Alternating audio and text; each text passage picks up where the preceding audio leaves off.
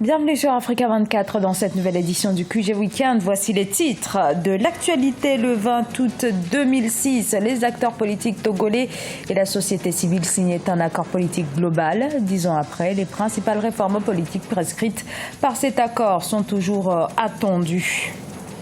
Le retrait du Burundi de la Cour pénale internationale ne mettra pas fin aux poursuites internationales, annonce la juridiction qui enquête sur ce pays depuis 2015 sur de possibles violations des droits de l'homme. Un service de livraison de poches de sang et de vaccins par drone vient d'être mis en place au Rwanda. Le Rwanda est le premier pays à expérimenter ce type d'approvisionnement.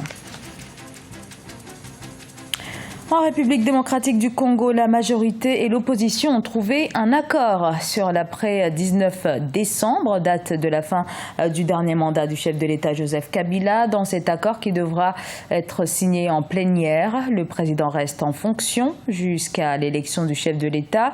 Mais en attendant 2018, date de l'organisation de la présidentielle, il devra gérer le pays avec un Premier ministre issu de l'opposition. Sur la date des élections, elles sont fixées à la fin du mois d'avril 2018. Le dépôt des candidatures est prévu pour le 30 octobre 2017. L'opposition togolaise réunie au sein du CAP 2015 continue de réclamer des réformes politiques. 10 ans après la signature de l'accord politique global qui prévoit notamment des réformes constitutionnelles, l'opposition est plus que jamais mobilisée pour son entrée en vigueur. Reportage Emefa Kofi, correspondante au Togo. L'opposition togolaise résolument engagée à obtenir les réformes politiques prescrites dans l'accord politique global signé en août 2006. Pour y parvenir, le CAP 2015, un regroupement de partis politiques de l'opposition, multiplie les manifestations. La dernière en date est l'organisation d'un colloque sur l'alternance politique en Afrique.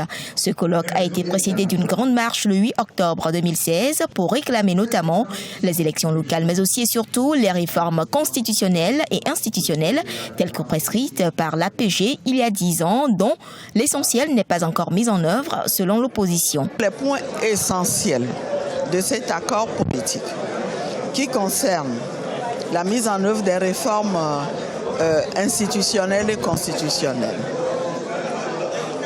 devant instaurer la limitation du mandat présidentiel, devant remettre en place le mode de scrutin à 2 tours pour l'élection du président de la République. Nous estimons qu'un autre point essentiel, comme l'organisation des élections locales n'ayant pas été mise en œuvre, aujourd'hui, le problème reste entier.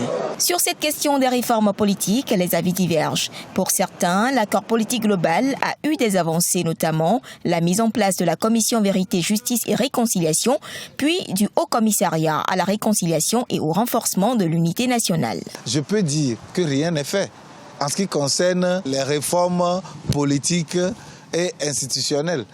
Mais je peux dire en même temps aussi qu'il y a des choses qui ont été réalisées.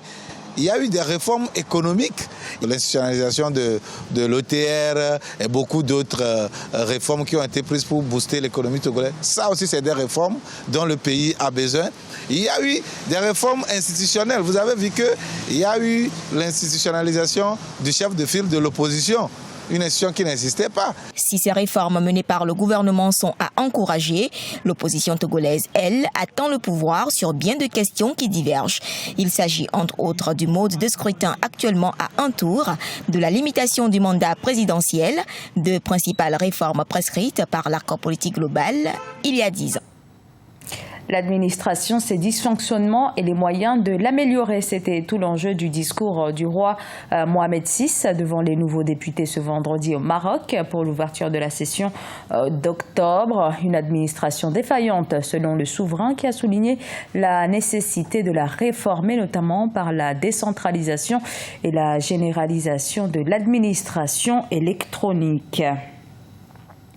Le retrait annoncé mercredi du Burundi de la Cour pénale internationale ne marque pas pour autant la fin des enquêtes internationales déjà engagées. Officiellement, la CPI ne pourra plus enquêter de sa propre initiative au Burundi, mais le Conseil de sécurité de l'ONU peut l'y autoriser, comme ce fut déjà le cas pour le Darfour en 2005 et la Libye en 2011. Siam Le Victoria Sedji. Le vote d'un projet de loi relatif au retrait du Burundi de la Cour pénale internationale n'aura pas forcément des influences sur les poursuites internationales déjà initiées contre le pays. À mesure que les tractations s'accélèrent, des spécialistes rappellent que des personnalités pourraient toujours être poursuivies, même après un retrait total de l'instance internationale. Accusée par Bujumbura de faire pression sur les chefs d'État africains, la Cour pénale internationale se retrouve dans le viseur du régime du président Pierre Nkurunziza. Le pays, qui se dit acculé par des dizaines de rapports d'organismes internationaux, a proposé à l'Assemblée nationale et au Sénat le projet de loi sur son retrait de la Cour pénale internationale. Les deux institutions ont été favorables à la proposition de l'exécutif. Le Burundi constate que la Cour pénale internationale est devenue un instrument de pression sur les gouvernements des pays pauvres ou un moyen de les déstabiliser. Le constat amer est que depuis la création de la Cour pénale internationale, seuls les ressortissants des pays africains ont été traduits devant la Cour comme si le reste du monde était à l'abri des crimes poursuivis devant elle. Selon le statut de Rome, le retrait d'un État ne prend effet qu'un an après la réception de sa notification. Et même si en cas de retrait, la Cour pénale internationale ne pourrait plus enquêter d'elle-même, l'aval du Conseil de sécurité onusien suffit pour relancer les poursuites, comme ce fut respectivement le cas au Darfour et en Libye en 2005 et en 2011. Voir le Burundi se retirer de la Cour pénale internationale n'est pas rassurant. Dans un premier temps, il aurait dû attendre que les accusations de la Cour pénale internationale lui soient adressées. Ainsi, les autorités inculpées auraient pu se justifier. J'apprécie le retrait. Ceux qui l'ont refusé l'ont fait de leur choix. Mais nous apprécions le travail que le gouvernement fait pour nous. En décidant de se retirer de la Cour de la Haye, le Burundi rappelle la proposition du président Uhuru Kenyatta. Ce dernier avait souhaité l'élaboration par l'Union africaine d'une feuille de route pour un retrait en bloc de la juridiction internationale. C'était lors du 26e sommet de l'Union africaine en janvier 2016, un projet qui suscite de nombreuses interrogations sur les rapports de force entre l'Afrique et la Cour pénale internationale, financé à 70% par l'Union européenne.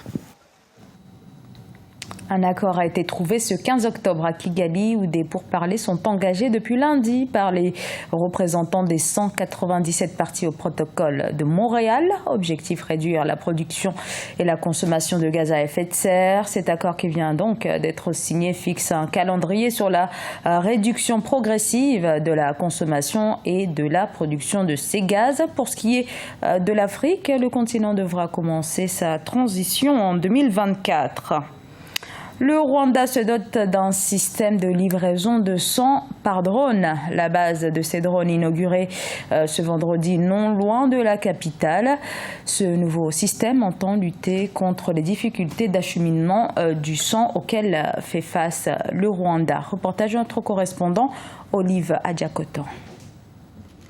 Le Rwanda est désormais le premier pays au monde à utiliser les drones pour acheminer du sang et des médicaments dans les hôpitaux. Cette technologie a été lancée le 14 octobre 2016 par le président Kagame dans le district de Muhanga, au sud du pays. Et c'est l'hôpital de Kabgayi qui a eu l'honneur de tester pour la première fois cette innovation. Les drones représentent un avantage pour le secteur de la santé parce que les livraisons sont rapides et nous traitons aussi mieux les patients. On n'a pas enregistré de cas de décès depuis des suites d'une pénurie de sang. En plus ici, nous ne pouvons pas stocker certains types de sang. Grâce aux drones, nous avons juste ce qu'il nous faut en temps voulu.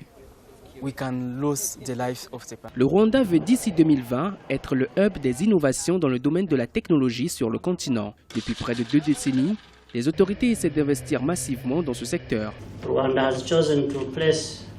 Le Rwanda a choisi de mettre les technologies de l'information et de la communication au cœur de son développement car nous reconnaissons leur impact et leur contribution rapide aux changements socio-économiques. Les drones fourniront à 21 hôpitaux du sud et de l'ouest du Rwanda du sang et des médicaments. Chaque drone peut transporter 1,5 kg de sang. La concrétisation du projet est à mettre également à l'actif d'un partenaire privé, Zipline, qui investit plus d'$1 million pour l'aboutissement du projet. Ce journal a été réalisé par l'ensemble de la rédaction. Nous vous remercions pour votre fidélité. Dans un instant, une nouvelle édition de l'actualité sur Africa 24.